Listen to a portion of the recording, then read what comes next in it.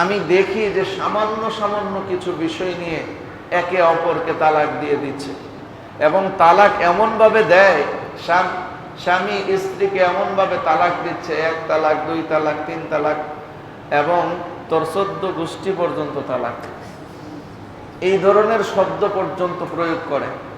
একজন আসছে যে হুজুর তালাক দিতে দিতে তো 7টা দিয়েছি। আচ্ছা, তো 3টা তো আপনার অধিকার ছিল, বাকি 4টা কার কাছ থেকে দাঁড় করলেন? হালতগুলো হচ্ছে এরকম, আজীব অবস্থা। গতকালকে এক মহিলা আসছে আমার মাদ্রাসার, তার ছেলে পড়ে আয়েশা বলতেছে যে হুজুর ওকে আর পড়াবো না, আর যে কয়েকটা বেতন আছে অল্প কিছুদিন পড়ছে, আগের বেতনগুলো তো ক্লিয়ার, এই বেতনগুলো দেব না, এই বেতনগুলো আমি দিয়ে যাব, ছেলেকে নিয়ে যাচ্ছি। তো কোথায় নিয়ে যাবেন? তো ছেলেকে তার বাবা নিয়ে যাবে দেশের বাড়িতে। আচ্ছা, তো কেন নিয়ে যাচ্ছেন? লেখাপড়া করাবেন না? তো তার বাবা জানে লেখাপড়া করাবে কি করাবে না। আচ্ছা, তো কি ঘটনা হয়েছে কি বলেন? ছেলে তো লেখাপড়া করতেছিল ভালোই, সমস্যা কি? আমি ছেলের বাবাকে তালাক দিয়ে দিচ্ছি।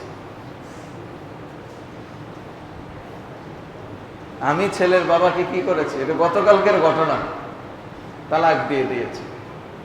তা আমি আর মাসআলা কোনো কিছু বর্ণনা করি নাই, এই কারণে যে সে তো আমার কাছে মাসআলা জানতে আসে নাই, ছেলে নিয়ে যাইতে আসছে, যার কারণে আমি ছেলেকে অনুমতি দিয়ে দিচ্ছি। আচ্ছা ঠিক আছে, আপনারা যান, যেটা ভালো বুঝেন সেটা করবেন।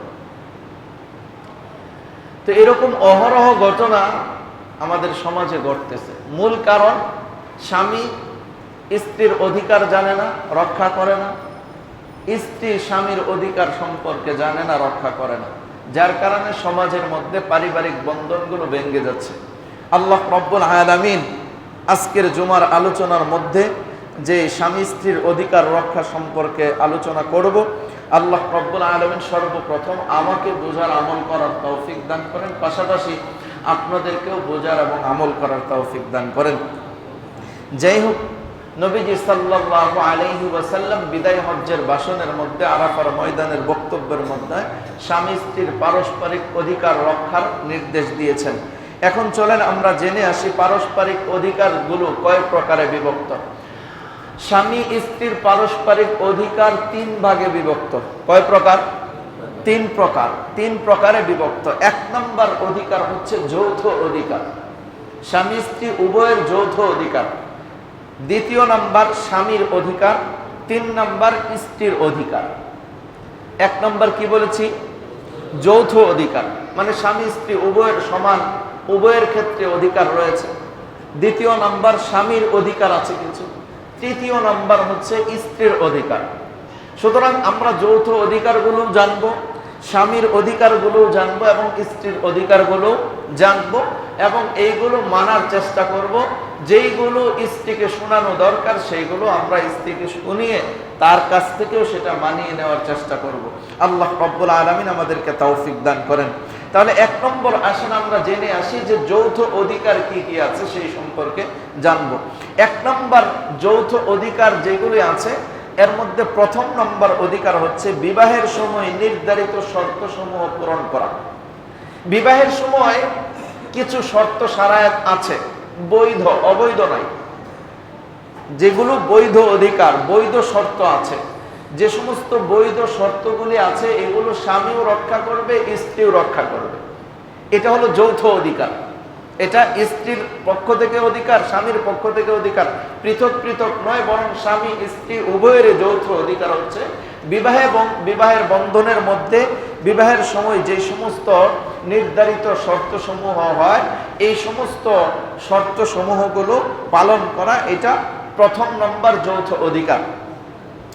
কোনো ধরনের অবৈধ যে অধিকারগুলি আছে, এইগুলো অবৈধ শর্ত যেগুলি আছে এগুলো রক্ষা করা জায়েজ নেই, শুধুমাত্র বৈধ অধিকারগুলো রক্ষা করতে হবে।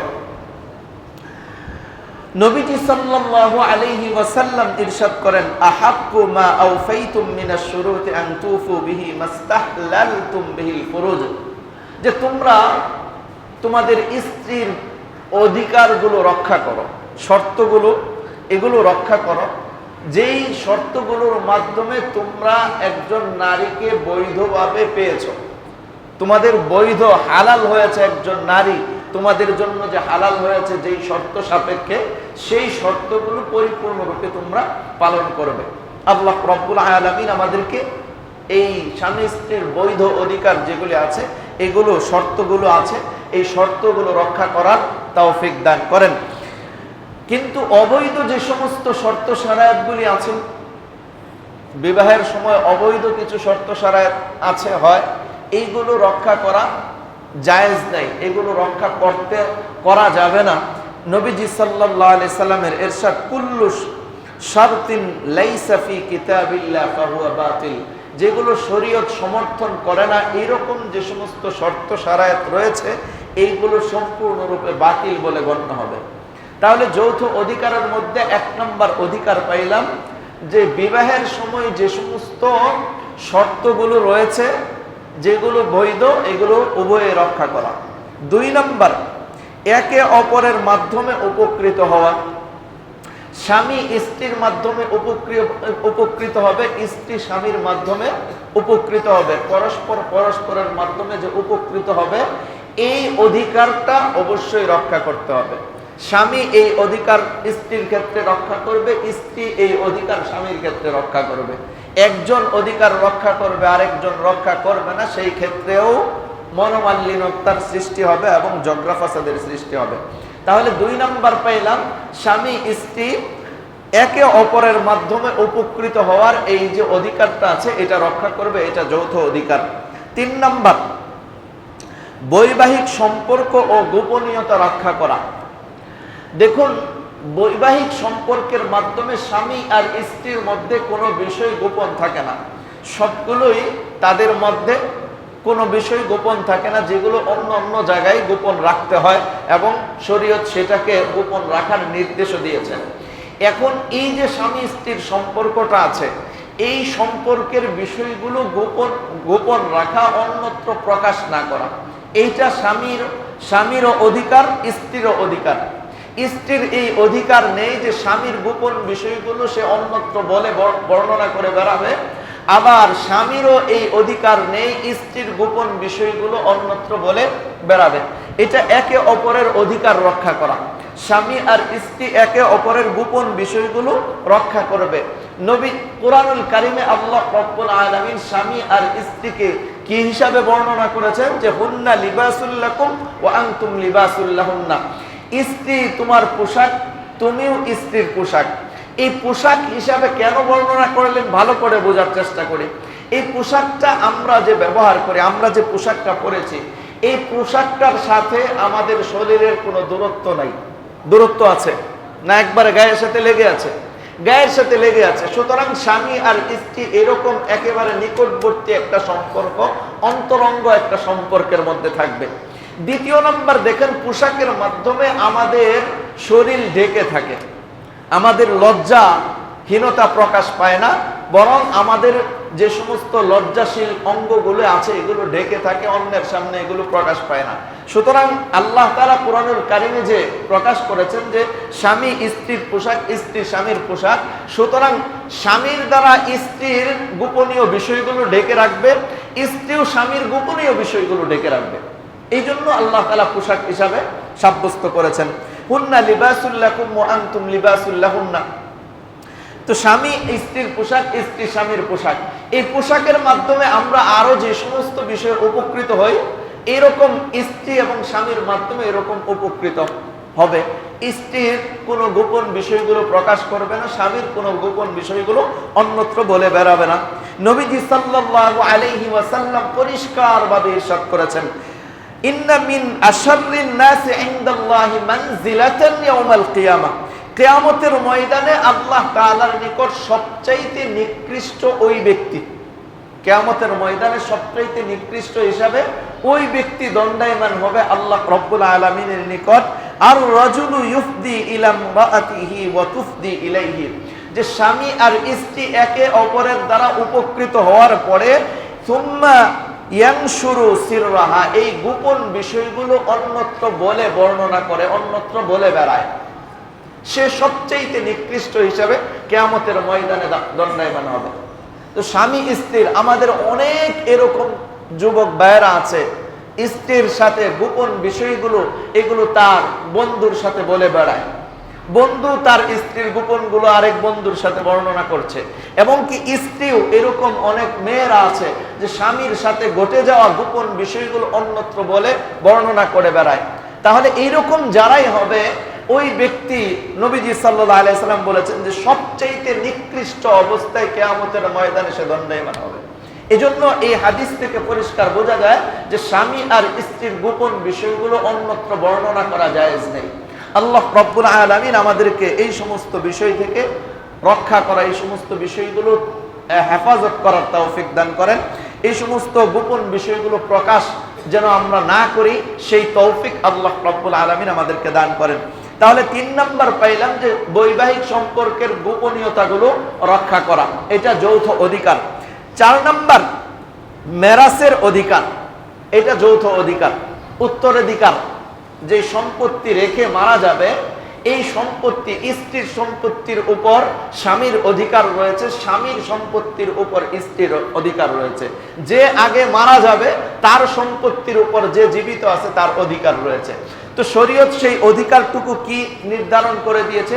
সূরা নিসার মধ্যে এর অধিকার কতটুকু সম্পত্তি কে পাবে সেটা নির্ধারণ করে দিয়েছে যে ওয়ালাকুম নিসফু মা তারাকা আজওয়াজুকুম ইল্লাম ইয়াকুল লাহুন্না ওয়ালাদ ফাইন কানা লাহুন্না ওয়ালাদুন ফালাকুমুর রুবু মিম্মা তারাকনা মিন বাদি ওয়াসিয়াতি ইউসিনা বিহা আও দাইন। এরকম লম্বা আলোচনা করে আল্লাহ রাব্বুল আলামিন কোরআনুল কারীমে স্বামী স্ত্রীর সম্পত্তির অধিকার সম্পর্কে জানিয়ে দিয়েছেন পরিষ্কারভাবে। আমরা বোঝার জন্য সহজ বাংলায় শুধু 2টা কথাই বলবো যে যদি সন্তান রেখে স্বামী, যদি সন্তান না থাকে, স্ত্রী যদি মারা যায়, স্ত্রী যদি ইন্তেকাল করে এবং সন্তান নেই, এমত অবস্থায় স্ত্রীর সম্পত্তির অর্ধেক পাবে স্বামী। কতটুকু পাবে? অর্ধেক পাবে যদি সন্তান না থাকে। আর যদি সন্তান থাকে তাহলে 1/4 পাবে, 4 ভাগের 1 ভাগ পাবে স্বামী। স্ত্রী যদি আগে মারা যায়, স্ত্রীর যাবতীয় সম্পত্তির 4 ভাগের 1 ভাগ পাবে কখন? যখন সন্তান থাকবে। আর সন্তান না থাকলে স্ত্রীর পুরা সম্পত্তির অর্ধেক পাবে। এটাই কোরআনুল কারীমের ঘোষণা। আর পক্ষান্তরে যদি স্বামী মারা যায়, তো স্বামী মারা গেলে যদি স্বামীর সন্তান না থাকে, সেই ক্ষেত্রে স্ত্রী পাবে 4 ভাগের 1 ভাগ। স্ত্রীর যাবতীয় সম্পত্তির 4 ভাগের 1 ভাগ পাবে। আর যদি সন্তান থাকে সেই ক্ষেত্রে 8 ভাগের 1 ভাগ পাবে হচ্ছে স্ত্রী। এই যে যৌথ অধিকারটা, সম্পত্তির অধিকার, এটা স্বামী স্ত্রীর যৌথ অধিকার। এই 4টা অধিকার রয়েছে যৌথ। আমি বলেছিলাম যে স্বামী স্ত্রীর মধ্যে যে অধিকারগুলি রয়েছে, এই অধিকারের আলোচনার মধ্যে 1 নম্বর হচ্ছে যৌথ অধিকারের আলোচনা, 2য় নম্বর হচ্ছে স্বামীর অধিকার, 3 নম্বর স্ত্রীর অধিকার। তো এই যৌথ অধিকার হচ্ছে 4টা। যৌথ অধিকার কয়টা? 4টা। 1 নম্বর কি বলেছি? যে বিবাহের সময় নির্ধারিত যে শর্তগুলি আছে, এই হালাল শর্তগুলো পূর্ণ করা। 2য় নম্বর হচ্ছে পরস্পরের একে অপরের মাধ্যমে উপকৃত হওয়া। 3 নম্বর বৈবাহিক সম্পর্কের গোপনীয়তাগুলো রক্ষা করা। 4 নম্বর মেরাসের অর্থাৎ উত্তরাধিকারের অধিকার প্রাপ্ত হওয়া। এটি হচ্ছে যৌথ অধিকার।